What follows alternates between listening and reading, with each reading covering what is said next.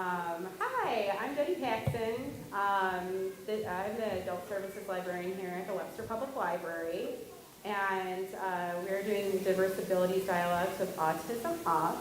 Our next presentation will be August 7th. It's Adults and Adults in Transition panel. And then after that, September 4th, we're having a huge early intervention awareness panel. So that should be great. All of our presentations are at 11 a.m. on Wednesdays, the first Wednesday generally of the month. I'm in thanks to Challenger Miracle Field and to Parents Helping Parents for helping make this happen, all of our presentations. And I'm going to let them get up and say a little bit about their organizations in just a second. I encourage everybody to come to our next presentations and come and visit the Webster Public Library. So, all right, well, I'll have Beth come up. Hi, I'm Beth. I'm with Challenger Miracle Field, and if you're not aware of what we do there, we are a totally accessible, dedicated field here in Webster for all ages, all abilities to come and participate in sports and recreation. And what I find myself telling everyone is that it's not really about baseball and sports. I mean, it is, but the best thing about us is that our kids get to, well, I say kids, but our players get to come and do things that maybe they couldn't do if they attended school somewhere else or lived somewhere else. So we're really fortunate to have it, but really it's about them finding a community, and for the parents too, like what we're doing here today, to have that community and that support, and that's really kind of our strength, and it's sort of the underlying thing that you don't really see advertised and talked about. So I'm really, really happy that we're here, and I hope to see this grow more and more.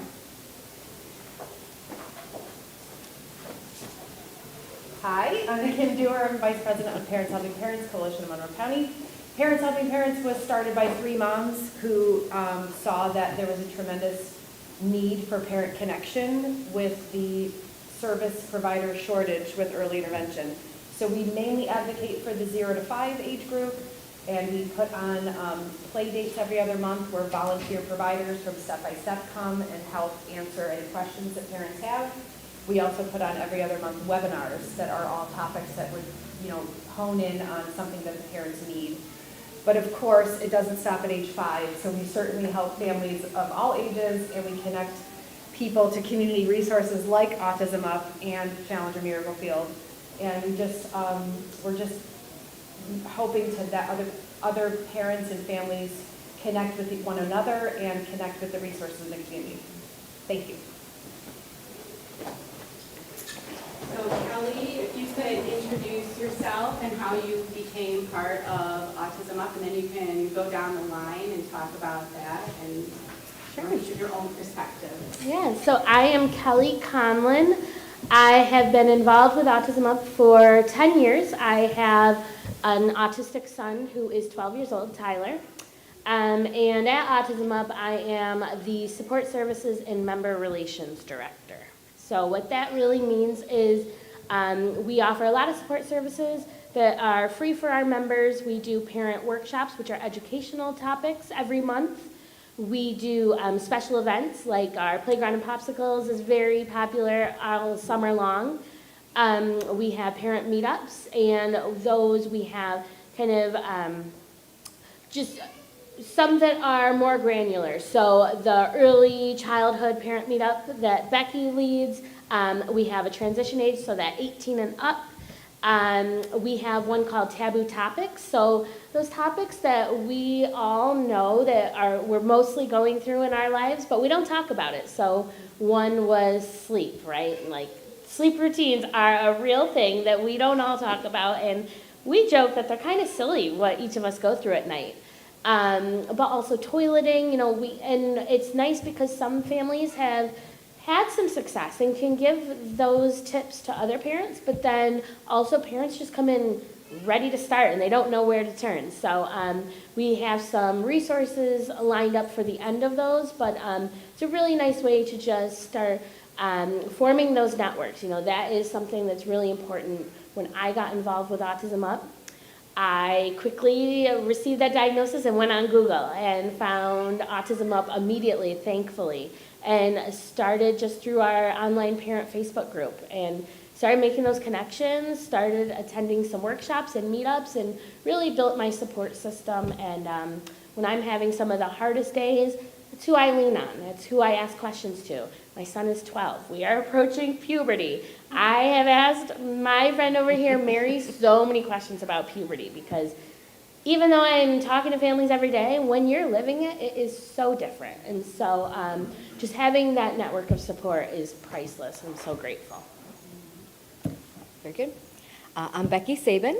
I'm probably the newest member of the navigation team. I started in October, but my son is now 8. He was diagnosed at 2, and we've been a part of the Autism Up family since he was 2 and diagnosed. Actually, the very first person I met is Mary at right after his diagnosis. So it's been a wonderful support.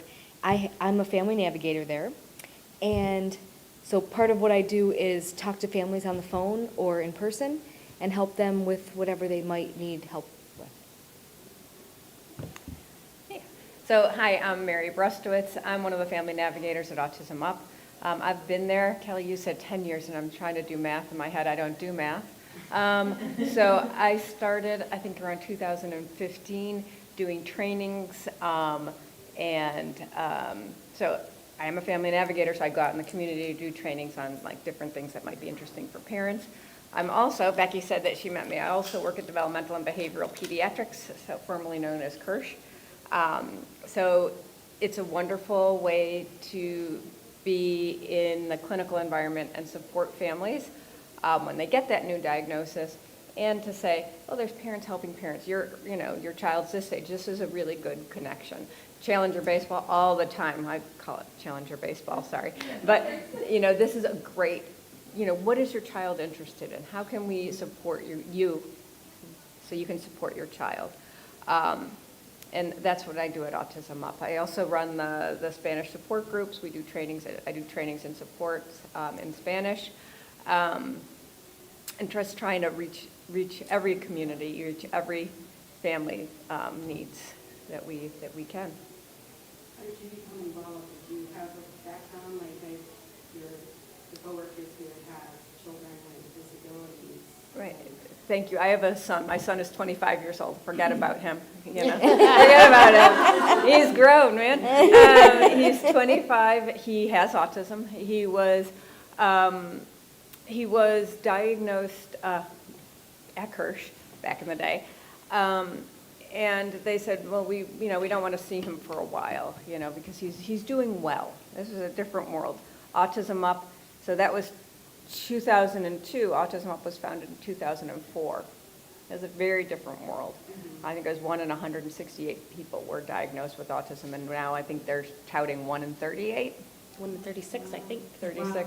So that's terrible in math, but even I know that's a huge, the probabilities, right?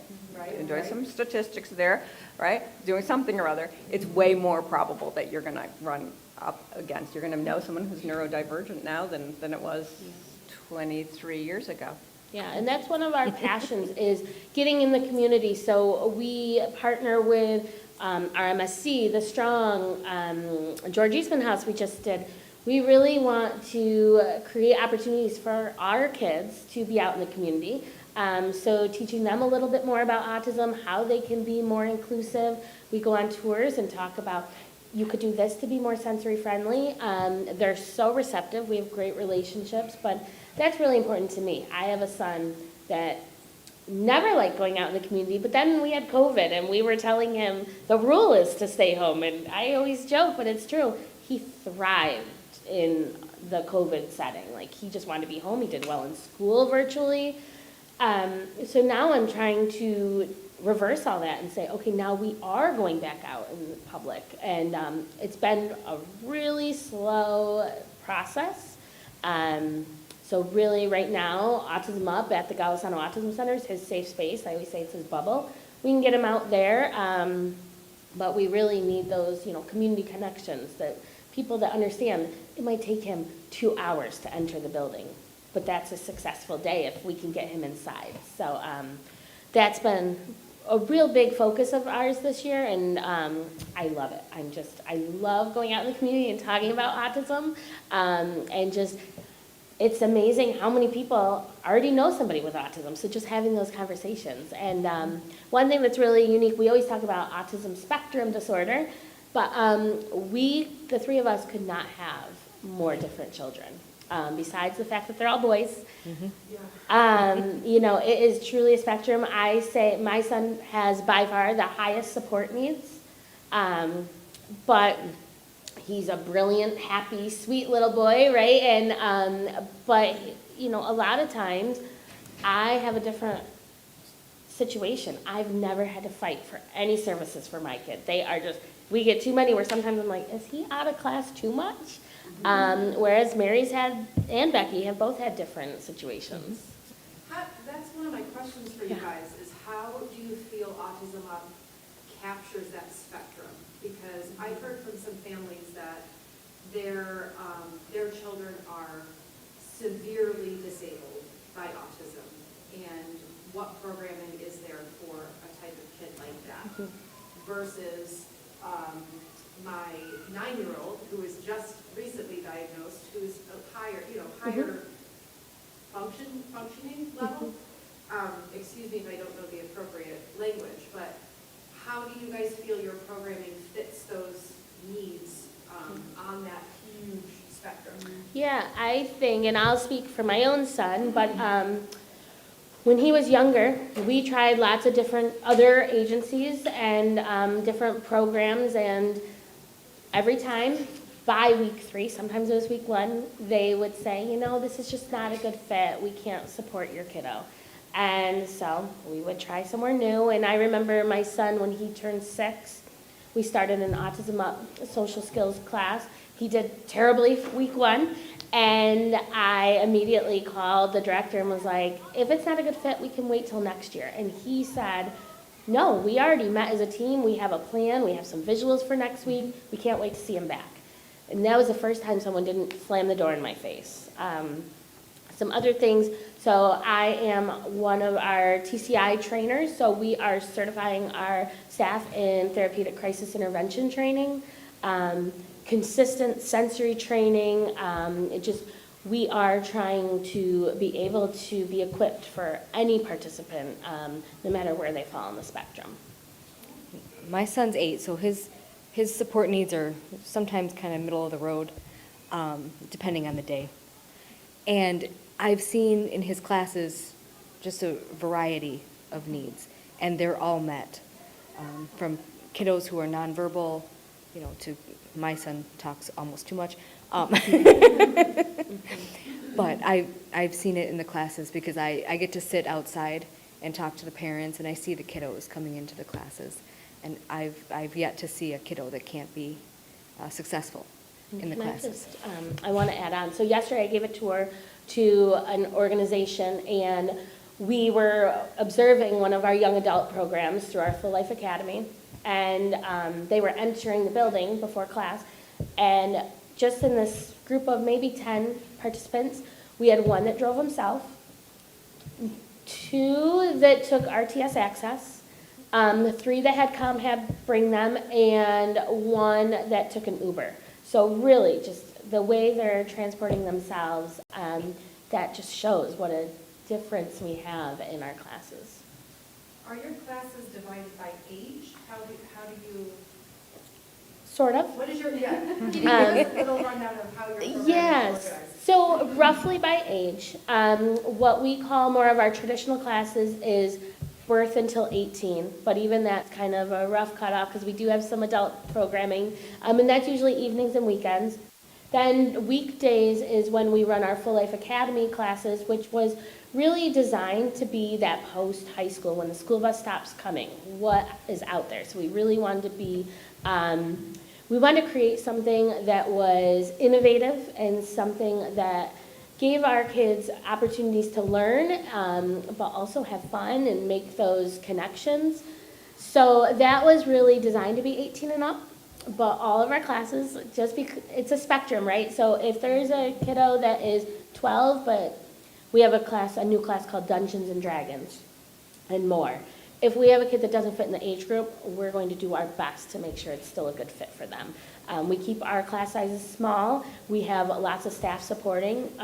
Yesterday on my tour, I put one of our instructors on the spot and said, how do you make sure that everyone is benefiting from a class when it's such a different abilities and spectrum? And she said, small class sizes, lots of staff, they are constantly individualizing the lessons, and so it's really always individualized and personalized. But ages, it's just so rough. If it says, boy zone that our boys are in, ages 6 to 11, we might have a 5-year-old, we might have a 12-year-old. It is really just kind of a nice rough estimate. And how do families contact you to ask those questions? Like, can my kid that's 15 be in this class that has younger kids in it? Is it just email or? You want to answer? Because they talk to you. Oh, they usually talk to me, yes. So usually I get the email or the phone call. And if I'm not sure, if it's too much of an age difference and I'm not 100% sure, I ask Hannah. She runs the programming. But if it's, a few years on either side, then I can kind of make a judgment call and talk about the support needs. And then it depends on the class. So I don't know if I answered that well. I hear you have a lot of classes for young folks, but so from entitlement to eligibility world, everything shifts, right? Everything changes. Do you have any programs for those individuals? I have a son who is 27 now. I used to be involved in autism up to a long time ago, but with all his needs, I had to take leave from everything.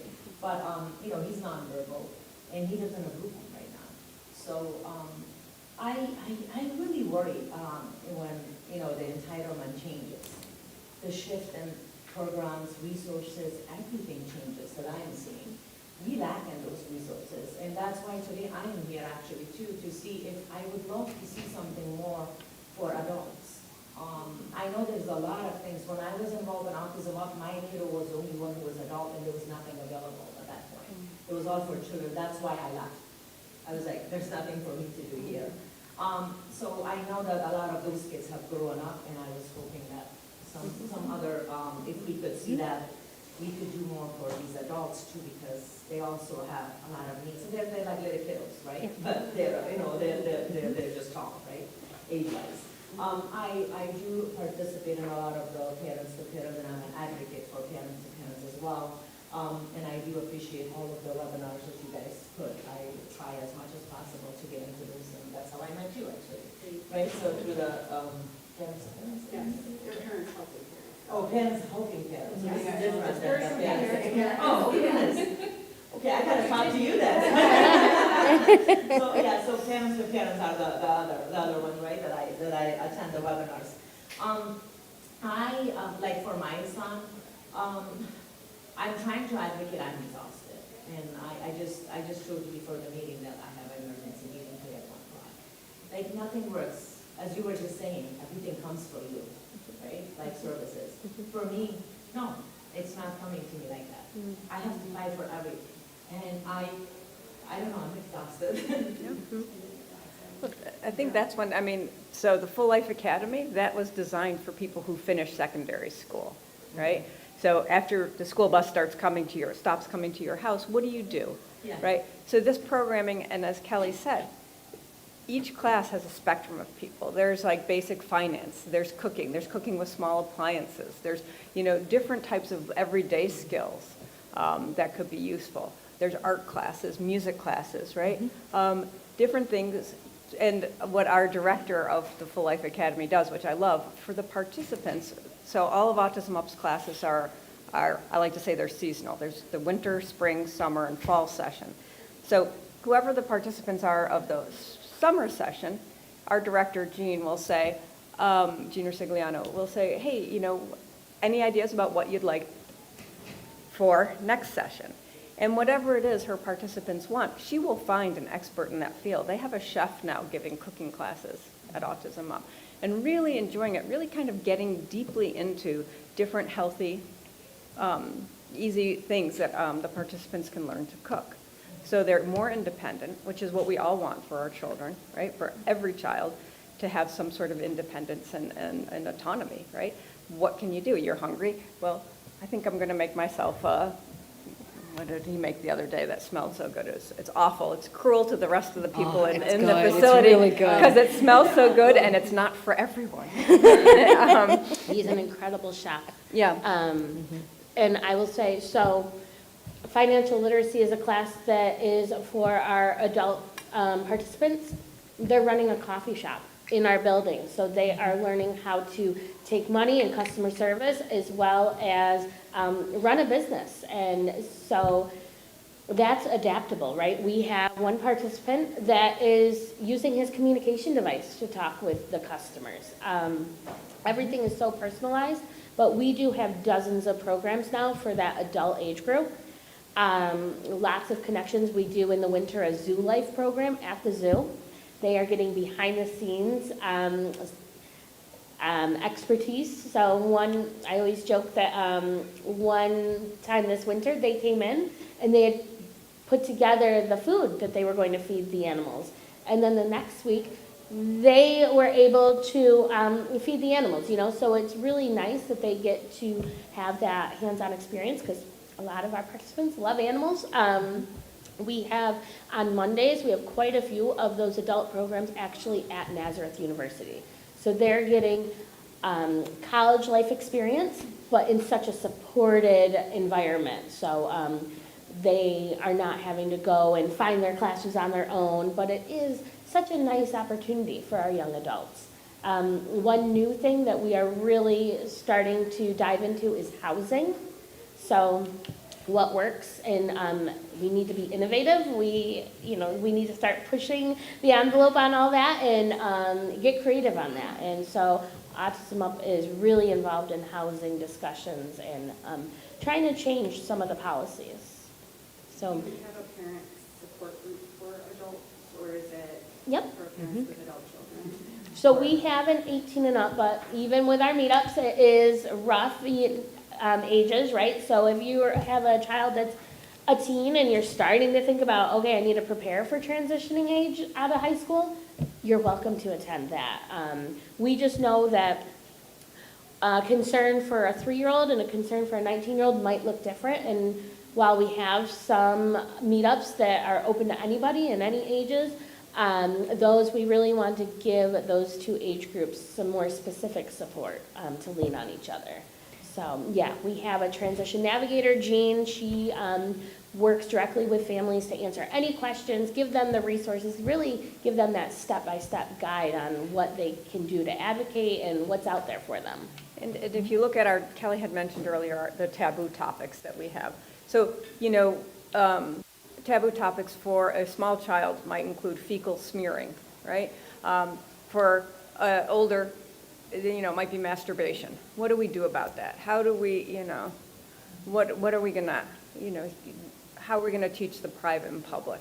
And so the taboo topics are something to watch and see when they come up. And we are very respectful of parents. We say, hey, this is, these are private to the group. Please don't go outside the group and say, hey, did you hear about, So we do insist on that reciprocal respect if you're attending the support groups. Yeah. Are the support groups offered online as well for those parents that are homebound with their child? Yes. Yep. We went virtual like everyone did for COVID, and we found out that really works best for our parents. So we stayed virtual for a while, and then we did move one in person because some people want that in-person connection.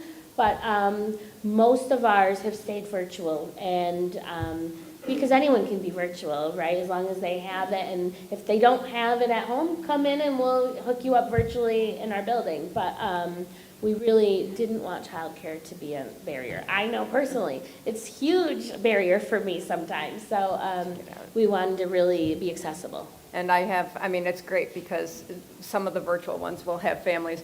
For a while, we had a dad from Florida, a single father from Florida who was joining. In the Spanish one, I had a grandma from Guadalajara, Mexico, and grandma from Puerto Rico who used to join. So the net is pretty wide for Right, it the, doesn't limit you to Monroe County. that's That's right, right, Right. yep. driving Yep. distance. And we have a grandparent meetup group because when COVID started, all these parents that were essential had to keep working, but the childcare fell on grandparents a lot of times. And grandparents didn't have autism when they were growing up. They aren't super familiar. So we started it as education, but also giving them that network and community. It has really grown into this amazing group of grandmas, even though grandpas are always more than welcome. It's all grandmas right now. But they are amazing, and some of them are snowbirds, so they can go to Florida in the winter and still be able to be virtual. So that one's hybrid, which is a really nice option.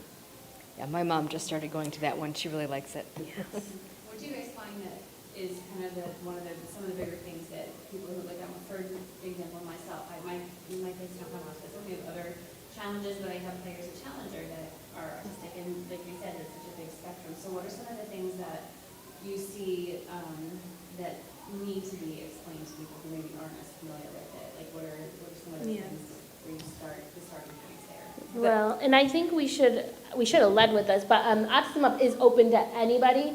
You do not have to have autism. You do not have to have a disability. It is really open to anybody.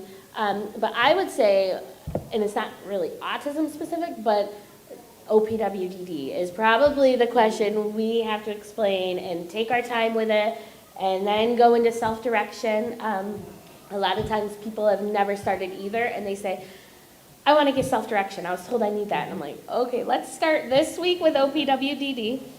I'll send you all the resources, and we'll meet next week with your questions, and then we'll talk about self-direction, because we know those are some huge systems to figure out, and it's not something that can be covered in a half hour to an hour conversation. Nobody's helping families with this. No. Yes.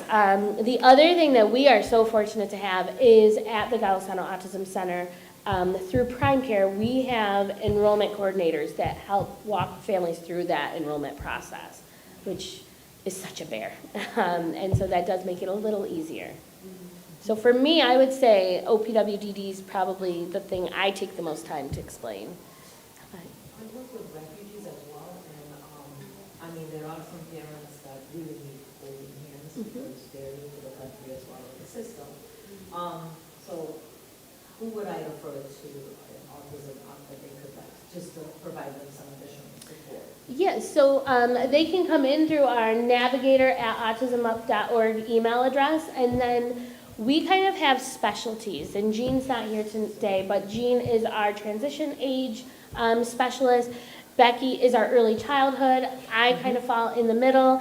Mary working at clinic and having that Spanish piece, but also Mary, I say she's kind of our catch-all because she can do it all and helps us a lot, especially when we have families that received that diagnosis and find out, like one recently is, okay, I received a diagnosis over at Developmental and Behavioral Pediatrics. I was told to call here because I need a feeding clinic. And instead of me talking to them and explaining, okay, you need to call back over there, I send them to Mary because Mary can help them with both pieces, explaining the process, but also she works at Developmental and Behavioral Pediatrics. So- A lot of our folks do go to the Kirsch Yeah. Center, and so you might be the.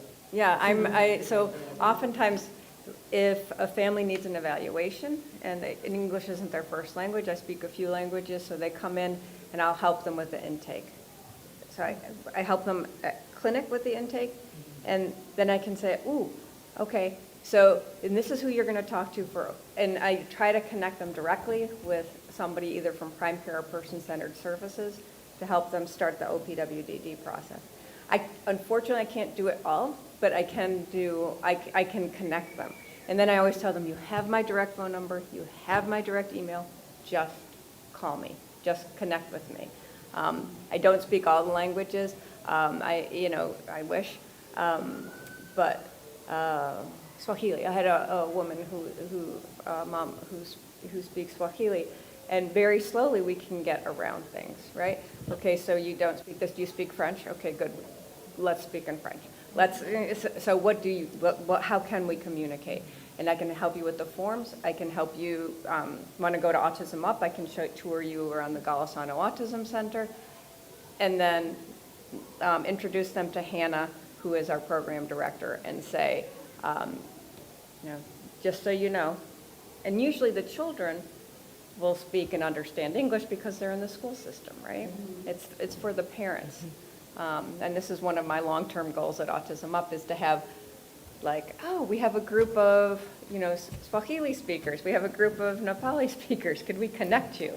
And this is one of I would like to do that. I would like Autism Up to have the support within the support for the. That's correct. I work at refugee and I know Yeah. people in the different communities. So I think that would be really helpful, because it's easier when you're communicating in what you're strongest in, the language you're strongest in. I know your classes cost something, amounts, and I know a lot of people use self-direction to pay for those classes. But what about your support services? Like if I call and ask somebody to help me with filling out applications for OPWB or doing that kind of stuff, how expensive is that, or is that free, or how does that work? Yeah, support services are all free. So our family navigation meetings, our meetups, our workshops, all of that is free for a family.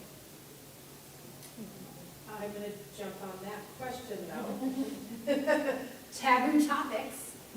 What if a family is not connected to self-direction and cannot afford your programming, but would greatly benefit from your programming? Yeah, we never want cost to be a barrier, so I always lead with that with a family. We have a really great scholarship fund that we have internally, so right on our website you can apply for a scholarship right there. We also, family reimbursement can be helpful, as well as we do private pay, but I really encourage everyone to apply for that scholarship. And then they also, besides the scholarship, the finance department will say, how much can you pay a week? So over 12 weeks. So they're not like, well, we need 50% now and 50% later, which can be really a burden on people, right? So they will work with people. And again, that is a taboo topic, right? There's I hate to say it, there's shame around it, right? But Donna, right? The woman who handles the finances, she's so sweet. So what can you do? How can we, so they want to work with you. She's a very good person. Do you have any program, like I know you mentioned about housing, right? I'm really interested on that as well, for myself and many others, right? Not to put them in the state facility homes, per se, due to my own experience. Is there anything else available besides self-direction? I know when I went to one of the sessions for the self-direction, I was like, wow, this is amazing. But then kind of like, oh, is it realistic, right? So you kind of look into like, oh, is this for my child? Because autism is a broader spectrum, right? Can they live in that community setting? And who's going to do A, B, C, all of that? And I have to work full time. I have to provide to my family. There's a lot of logistics to the self-direction. It didn't look too. I know it seems really good, and I really want to do that as well myself. But I don't know all the more ins and outs of it. Or is there any other community setting homes that it would be beneficial for some of these children to live like with another two individuals, so it's a small, because my son also likes quiet place, and the home that he lives in at 7 people is, he doesn't like noise too much, noise and crowd and all of that. So is there any housing that in the community that? So housing right now Is is dicey. definitely a gap. That is why Autism Up is really spearheading. I don't know if it's kind of taken on a life of its own.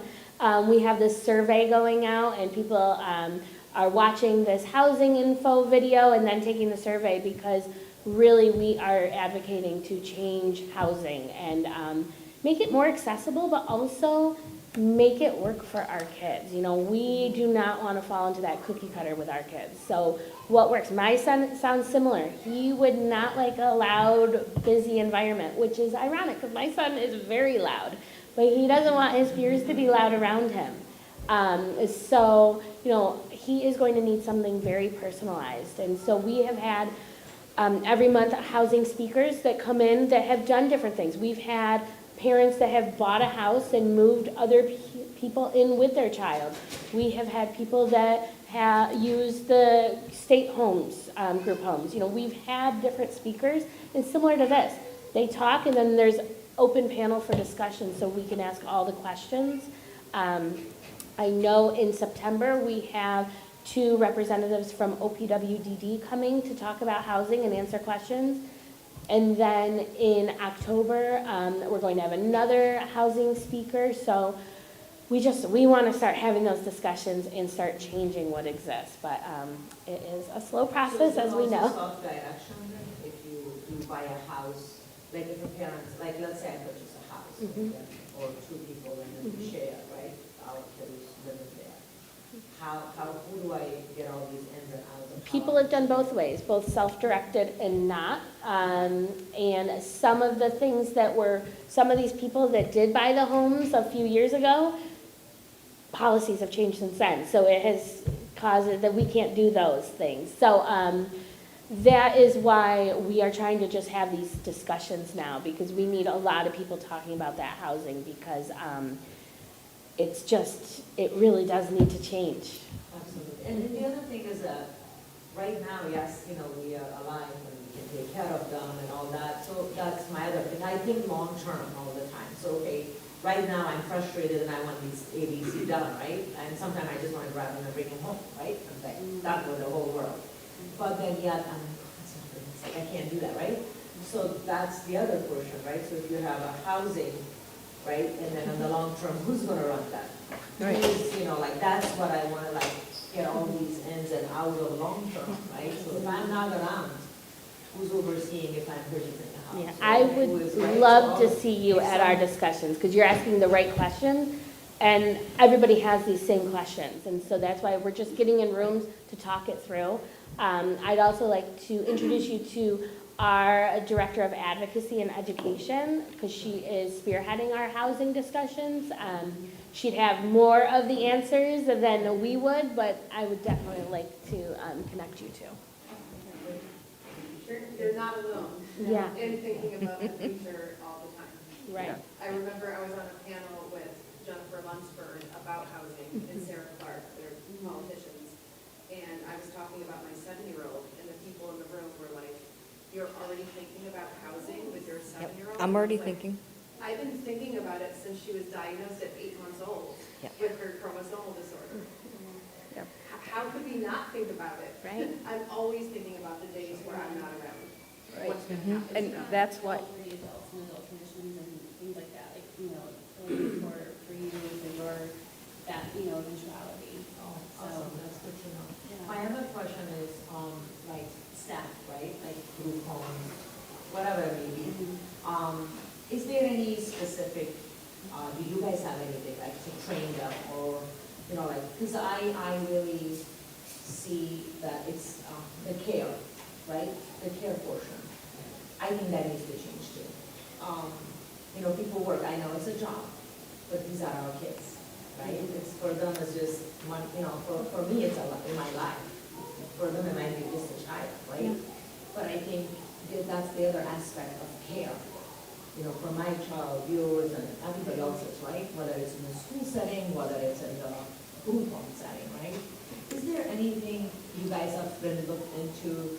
Because I know some of your young children, your kids are at home, but if you have it, and some might have it in the group home.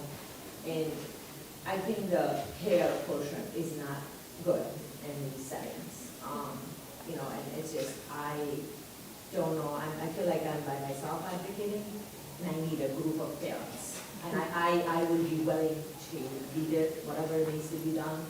I need more parents, I need more heads to get together and change this soon. I would really Not encourage, just talk Yeah. and we need to do the walk. And I will walk alongside, and we need to do it. Otherwise, without that, nothing will change. And I see neglect, I see a lot of things. And I really like to be part of that, so if you have any Yeah. group, Well, let's develop. It's not Well, so we existing actually right now. do. So that's, you know, the perfect connection would be our Director of Advocacy and Education, who's working on this. And I think, as for, you know, the workers in group homes, during the pandemic, through clinic, I went in to help. I didn't give any shots, but I was recording the information, so we went into different group homes. And it was very interesting for me because I had never really been in one, right? So I got to go into a variety of different homes and see the different flavors of each one. It was neat.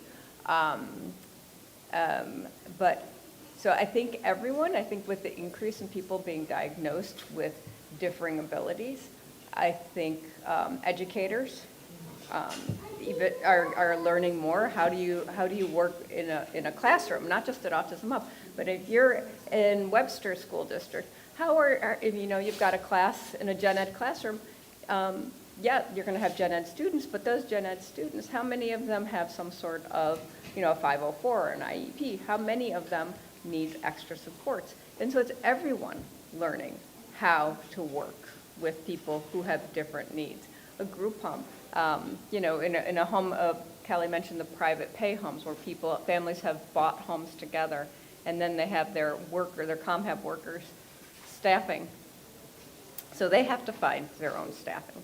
It's difficult. And your big concern, yeah, how do you know these people are trained? How do you know there's not something shady in their background and they're working with your child? That's how come one of the big pushes also throughout a child's life is helping them learn to be independent, helping them be autonomous. So they need fewer hands on them at all times, right? And it's hard because we're exhausted, right? And it's easier to do it yourself, especially when the child's younger. Oh gosh, I'll do that. I'll tie your shoe. I'll zip your. And it's hard to give a child space and time to learn things and let them learn and let them make mistakes. My son's 25. I had a really hard time letting him fail. It was hard because I was kept paying for tuition and he kept failing. And I said, I can't keep doing this. And it was when I said, what are you going to do about it to him, that he started doing well. Because I was basically enabling him by saying, okay, we'll go again, another, you know, you got to do this, sweetheart, really got to get, no. But it was when I said, what are you going to do? I can't keep paying for this, right? He's finishing his college, God willing, his college degree. He should graduate in next spring. But it's hard. It's really hard to sit and watch your child struggle. You know, why aren't these professors, why isn't this teacher, why isn't this worker, why isn't this bus monitor, why aren't they understanding? It's because they don't know. And so we do community trainings. We do trainings at different centers. We do them at law firms. We do them all over. Just We do them at the school districts like Webster. If they ask us if to, they we ask do. us, or if a parent suggests. Yeah. Yeah, we have done a lot of trainings in school We're districts. high functioning, Mhm. but, oh no, we look fine. Was told actually that we were about to come, you were our developmental behavioral. It's how I we don't have it. And at 3, we missed the ADOS by 1 point, and I asked for a re-eval, and they would not give it to me. Pediatrician didn't agree with it. So we've been struggling with this since 3. Finally waiting on paperwork because we've now cost up thousands to private eval. How old is your child now? 9. And because we look and we can appear regulated, Yeah. but we're not. And we have one hell of a school year with someone who said, needs to make a better choice. It's not that cut and dry. But then what do you do when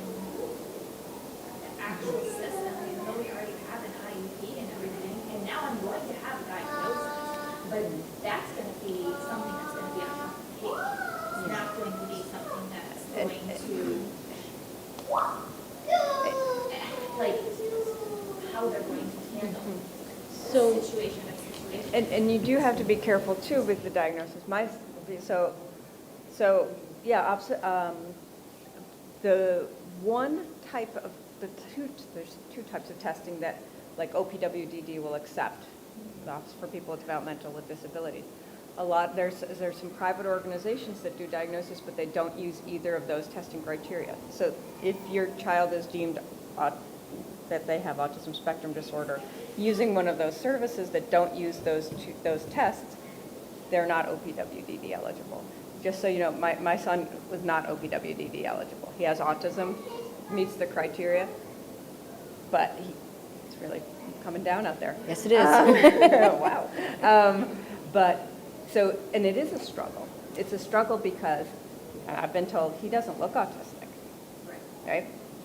Well, no, but in fact, he does need the support. So that IEP is going to become one of the most important pieces in his career because, and you can ask for supports based on so with the IEP, you'll have the triennial review. So based on the results of that, that's where his big supports are coming. Having an autism diagnosis doesn't automatically give you supports and services. Believe me, my son got very little. Right now, it's labeled as OHI. Mm-hmm.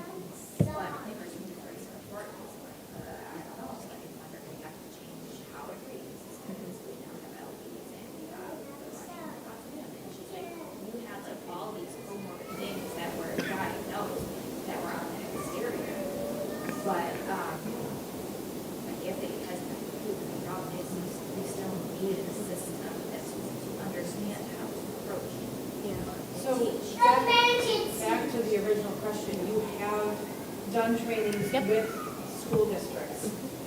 Does it have to come from the school district? Because it doesn't sound like this is going to happen. Could it come from a parent requesting the trainings? I'm sure it could.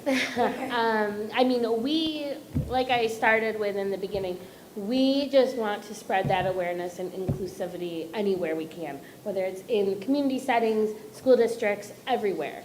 We're, like Mary said, law firms, we're starting to even go into places of employment and spreading that. So whoever wants to have us come in, and we have lots of different training topics, and we can create them as needed as well. The other thing is with family navigation, families often have similar situations, and we kind of will meet with them, go through the IEP. We don't advocate. We usually refer families over to Starbridge for that, but we can definitely, Mary has said it really well. We are teaching you to fish, right? We're not baiting the hook for you, or we are baiting the hook, but we're not like reeling in the fish for you. So we're just giving you the tools that you can go back to your district, but we will definitely sit and chat with you and try to come up with those reasons for why you can advocate for what your child needs. Because it is frustrating. It's very, very, believe me, it's very, very frustrating when you're getting doors shut. We had talked earlier about how Autism Up is, welcoming to anyone. My son was invited to leave almost this was back, again, I think you came in, my son, so he was diagnosed, so it was back in 2002, so a while ago, and there wasn't as much available. So his growing up experience was very different, where people would just go like, But can't wait, handle we that. have to clarify, not invited to leave Autism Up programs. No, You didn't finish that sentence. No, not invited to leave Autism Up programs.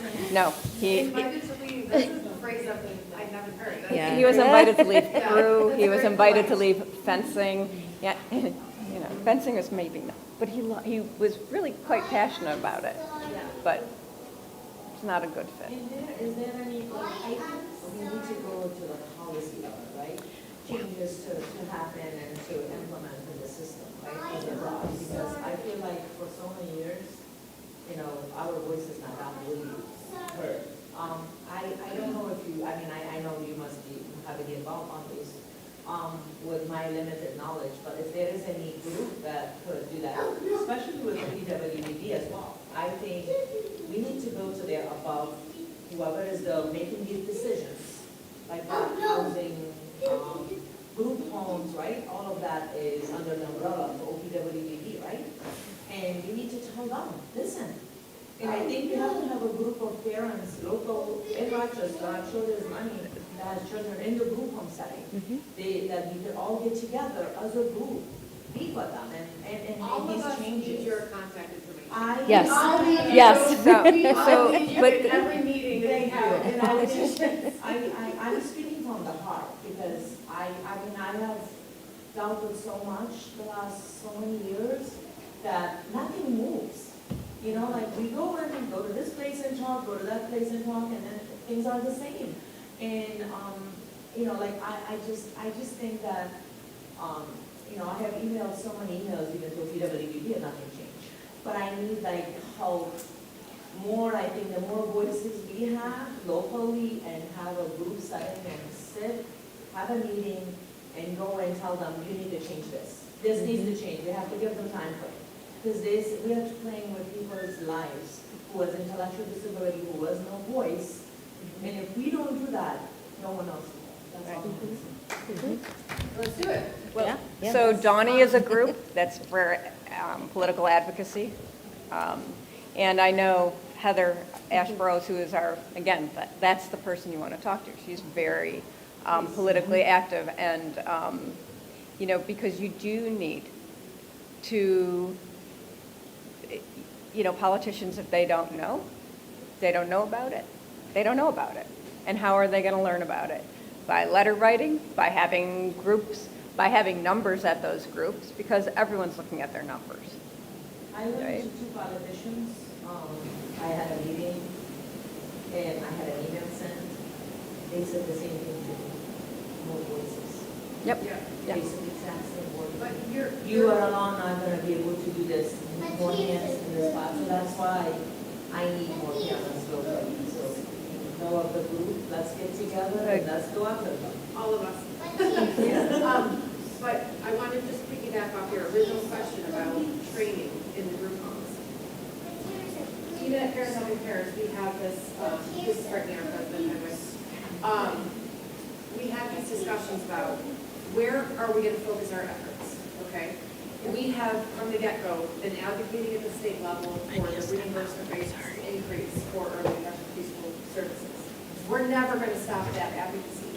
But we found that we need to help the families here and now with the people who are drowning and struggling right now. And that's why we developed these play dates and the webinars. But it sounds like training staff in group homes would be a tangible here and now effort.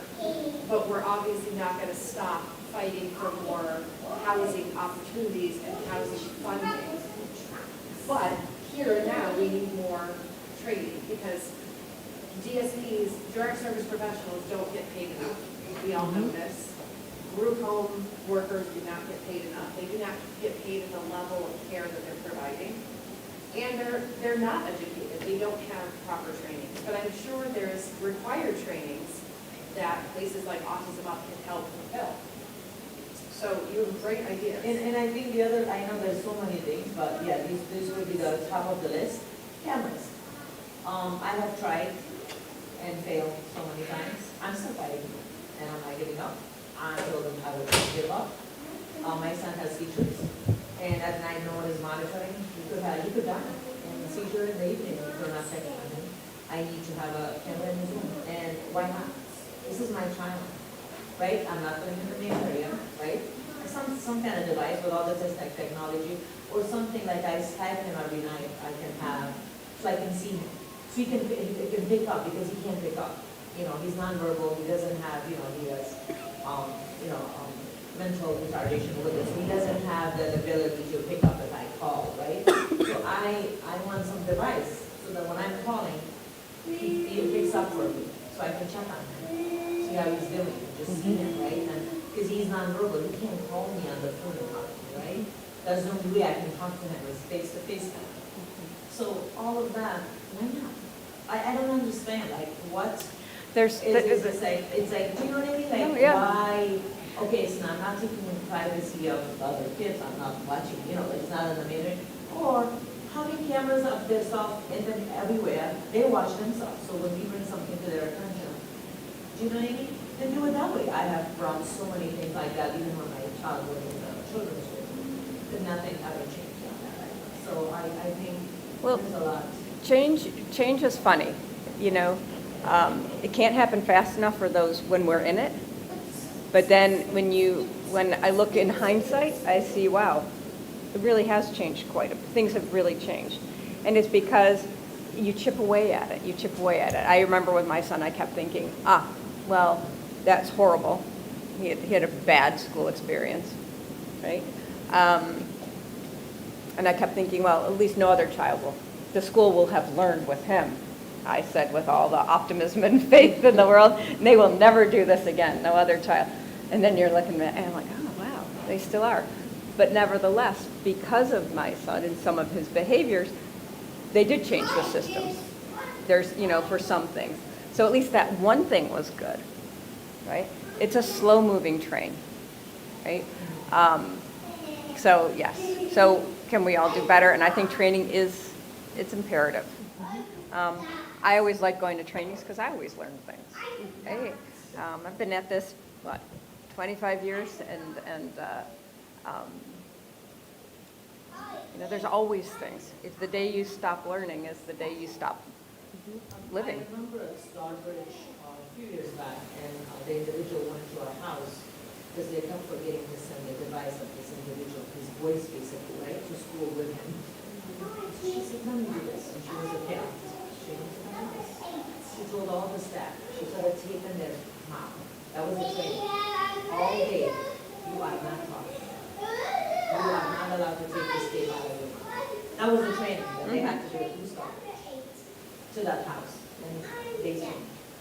It changed like something like that. She said, how could you do that, right? That's his voice. So consistently it was happening, and they said, okay, let me train them in that route. And it really worked. She said, we put the tape, it was 6 hours. They were not able to say a word. And they all came back and said, yes, we do apologize. I'll never forget this. Yep. That I couldn't talk for 6 hours. How could this child? Right. Because they don't know. I mean, you don't know until you're in there. Right. You don't know until you're in that position. So they don't know when I go and blah, blah, blah, it just goes on, and then just, okay, she's done, and nothing else. So I think something in that route training, not to that extent, but I mean, maybe it is, but seeing different things and then going in that route of how do you, Right. not just listening to PowerPoints and then leaving, right, but like, Right. physically training people, like, how do you, I don't know. And it's exhausting. It's exhausting, think of the people who are working in the group home. Yeah. They're doing the best they can. But you forget things. Of course. As teachers, right? You forget things. Right. As we're human Yeah, beings, as right? parents, you forget things. Right? Of course, we all do. And, and until you don't, and then you feel bad. And maybe that's where the change comes, right? Because it is hard.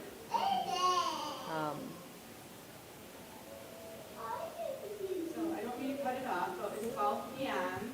So does anybody have any last questions they'd like to ask before we wrap up? Expand for me, if possible, what is the difference between qualified or not qualified? So like, are evaluations coming from psychologists? What It's are the not- two qualifying Yeah, so it's evaluations not coming for OPW? from, yeah, it's not coming from So- the autism. So the ADOS, and I forget the other one, is it the card? I don't know. I'd have to tell you. I'm not remembering right now. I'm distracted by the. So the ADOS is the big one, and it's an observational scale, right? So if the child isn't presenting in a certain way, the doctor's or the provider is not going to give them the autism diagnosis. Actually, my son, the first. Based off of ADOS. Yeah, and the first time my son went in, they said, we're not sure. We're not sure. Bring him back in a few years. Bring him back. I know a large part of that is evaluation perception, but there's some Right, and It's I've, not just like a strict scoring, it's also Yeah. at the discretion of the evaluator. and I've sat in on them, and the provider will say, what did you think? And I'll say, oh, definitely had autism. They said, no, did you not notice this, this, and this? And I said, clearly, I don't have whatever, 6 years of medical school, and then all this, I don't have the same training. I'm just a mom watching you evaluate, and this is what I saw. And they said, well, because these other things, there could be something else at play, but it's not autism, right? And my son was also, he was right, he was step in the line, step in the line, step in the line. And he clearly does. Now that, when he got older, you could really see it much better. It's those social interactions, it's those adaptive skills, right? Can your child get up out of, do they wake up on their own? Can they do things on their own? There's a whole different component to that, to getting the OPWDD eligibility. It's called the adaptive scores. Bathing themselves, toileting, shower, all those things. That's OPWDD is also going to be looking at that.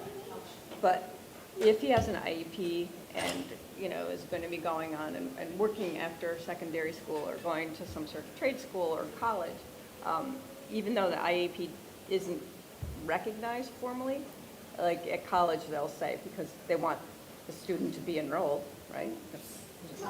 That's beneficial to them financially, right?